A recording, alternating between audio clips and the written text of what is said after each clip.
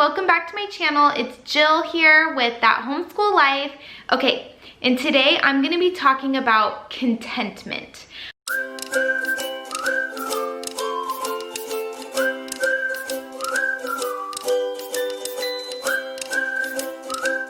Okay, so to be honest, I was asked to join this collaboration last week, I think Tuesday, and it was gonna go out Thursday, the video. And I honestly was feeling like I could not make this video. I felt like when I sat down and tried to film it, like it felt very like forced and fake, because the state of my heart the past couple months, the past few months, I've been having a lot of discontentment issues. And I know that's not good, and I know, especially as a Christian, I am supposed to be content. And for the most part I am, but I go through phases, and I always need like to check myself and to get in the word and to just pray about it and confess it and let the Lord kind of work in me. And so, okay, so when I was supposed to get this video out Thursday, the host of today's video is Christy over at Grace-Filled, and she has an amazing channel. She does so much. She has anything from like homeschool, cleaning, like healthy living, like all sorts of stuff, okay? So anyway, so when Christy asked me to join, I was just like, oh my gosh, like, okay, I'll try. And then I tried and I couldn't do it, and I like told everyone the next day. I was like, I'm so sorry, like I just could not do this video. But anyway, since then I have had a complete change of mindset, I guess you could say. So the main thing behind my discontentment lately has been where I live. So I live in California, and I do not necessarily share the same views as most people in California, and also the like people that run California, okay? So that's all I'm gonna say about that. Even without that part, okay? My stepson recently moved to Arkansas, it was actually Father's Day weekend. So when he moved there, I started getting this like antsy, anxious feeling of like moving to a different state, starting a new adventure, starting over somewhere beautiful. And you know, like it just started this thing inside me. I was on Zillow all the time. I was looking at properties in Arkansas. I was looking in Montana. My sister lives in Montana, and we would love to move to Montana one day. Arkansas was on the table for a little while since my stepson moved there. We would just love to move out of California one day. Okay, that's it. Okay, so anyway, it kind of started this thing in me, and like where I was kind of thinking about it all the time, like I was starting to not be content with my own house. Like I was just thinking like, oh, if we move to a different state, I'll probably have a homeschool room. I'll probably have like a nice porch and grass, and like I just kept thinking like the grass was gonna be greener on the other side, okay? And let me just tell you, I am literally beyond blessed where I am. So yes, I live in California and I don't want to, but I live on an amazing property with our parents. So we all have our own houses, but we share a property. So my mom and dad live right up the driveway from me, and then right past them, my husband's mom is, okay? So that is just the ultimate like blessing. Also, it was an answered prayer, okay? So us even coming to this property was answered prayer. So it was just like, I started realizing like how ungrateful I was being, and how I was probably just, you know, okay, I don't know. I was being ungrateful. I was not being grateful for where I'm at,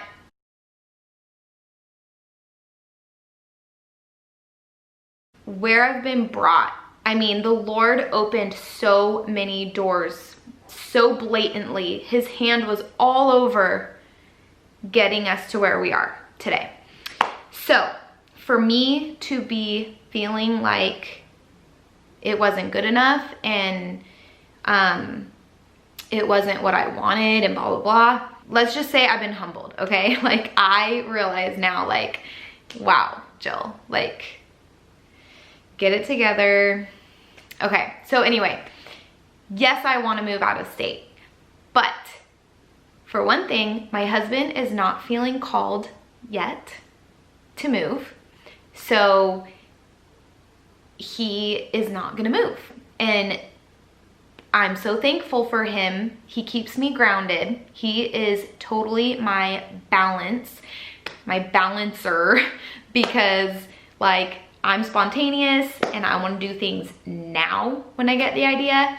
And he's like, no, we're going to wait and we're going to see if this is God's will and all that. And so thankful for that, because that is the right way to do things, okay? And so when I say we're blessed to live where we do, I just want to expand on that.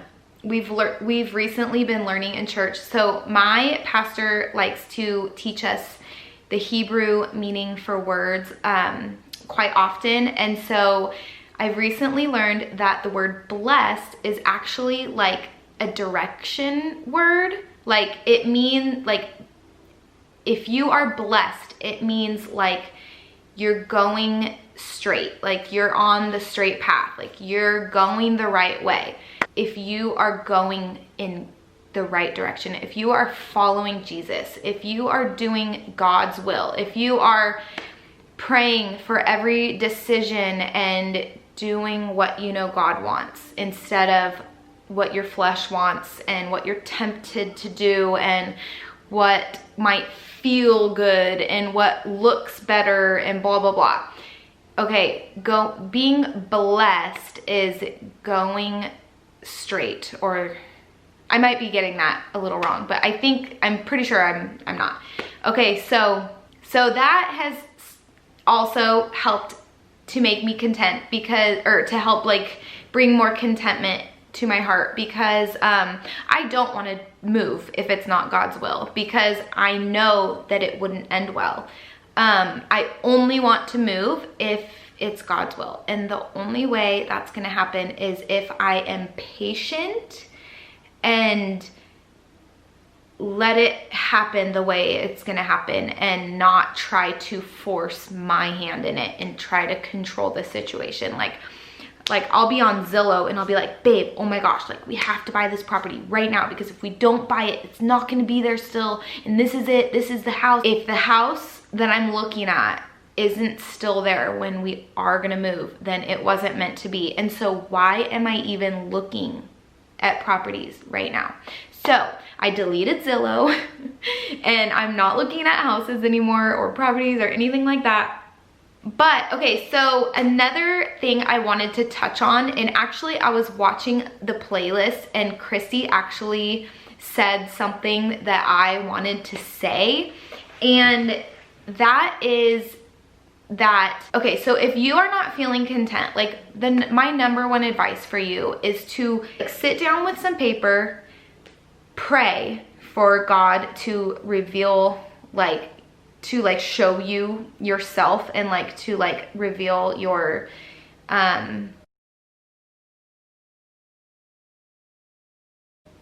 yourself, like, I don't know how to explain it, but just like ask him to show you what it is that is making you not content. Are you comparing yourself to others? Are you wanting to buy a bunch of stuff that you don't have the money for?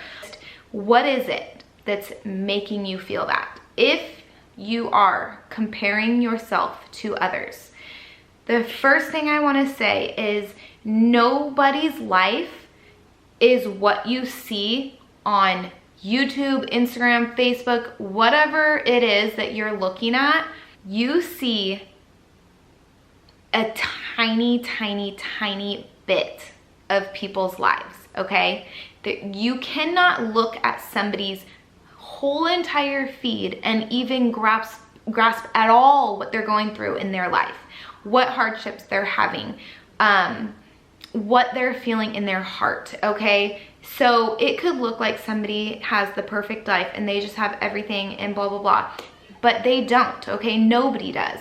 And so don't compare yourself to anybody that you see online. But if you are struggling with it, delete those people, okay? Unless they're like your good friend. But like if there's someone that you don't even know and you're just following them because they have a pretty feed, but you're comparing yourself and it's causing you to, you know, feel like jealous or not content in your own situation, delete them. Unfollow anybody that makes you feel that way. And just, yeah. And then another thing, so a long time ago, I stopped following all the like home accounts. So like all the accounts that just show their perfect houses all the time, because first of all, I know their house doesn't look like that, okay? And they are honest too, most of them, that their house doesn't look like that. It's staged. Their house, the pictures on their feeds are staged. They stage it that way, they take a picture, and then that's it. It doesn't look like that, okay? So I started like I was following those accounts like years ago, okay? Like even like 6 years ago until recently. And I always felt like, what is wrong with me? Why can't I keep my house clean? Like, how come these other people with kids don't have toys all over their floor? And like, I was feeling like, what am I doing wrong? So anyway, in the past like year, I think I have unfollowed those accounts just because it makes me look at my house through a different lens. Like I'm expecting, when I clean my house, I'm expecting it to stay that way. Like we don't actually live here, but that's not realistic. So, and yes, I have a cleaning channel. I have another YouTube channel where I like clean my house and declutter and all that kind of stuff. And let me just tell you, I show the real raw before, like how my house looks. And when I clean it and I'm showing like the after and how everything looks perfect, it does not stay like that, okay? So beyond that video, that's it. As soon as I'm done filming, it's like, okay, the kids are playing their games, they're getting their toys out. It's fine, that's fine, okay? We still have to clean our house. We still need to pick it up. We still need to do those things. I can't vacuum and mop my house unless I pick up all the toys. So yes, we clean up the toys, but I know they're gonna come back out and it doesn't stress me out anymore.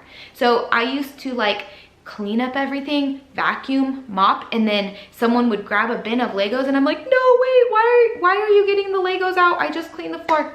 Houses aren't made to look perfect all the time. If you have kids, there's gonna be toys. And so I have stopped following those accounts and I have stopped feeling stressed when my kids grab the Legos after I clean the house. Like I am just content with the fact that I have kids and I am blessed with those kids and my kids are gonna play with their toys and that's that.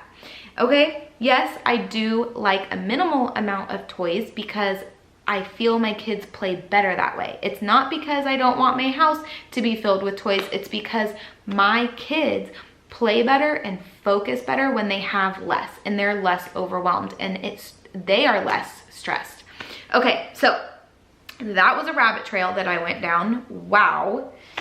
Okay, basically, I had to take a few days, get in the Word, do a lot of praying and reflection and listening.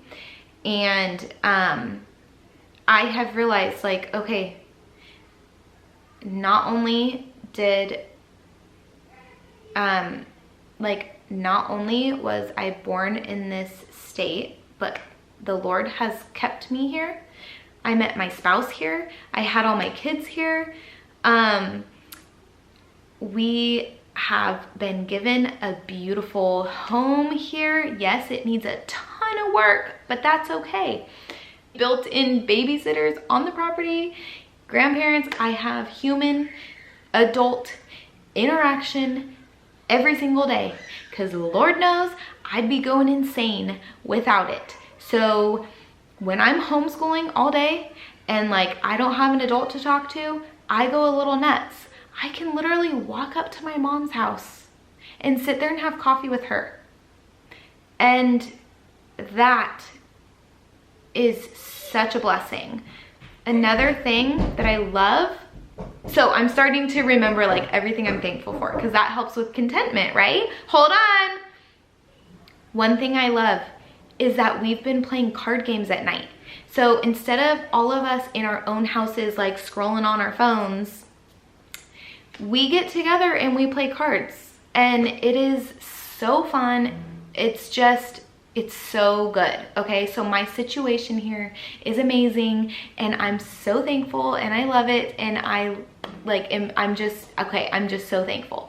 So yes, I can be patient and I can wait, and I can just wait and see what the Lord has planned for us. Do I hope that He has plans for us to live in a different state and to raise our kids in a different state, and for our kids to have kids in a different state? Yes, I do. I hope and pray that. But if it doesn't happen, or if it takes years, that's okay. That's okay.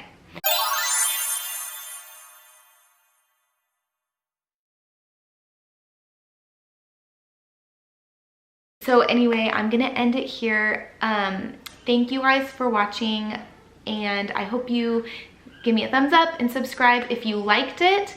And make sure you check out the playlist below. All the other mamas, they had such amazing things to say. Thank you guys and have a great day.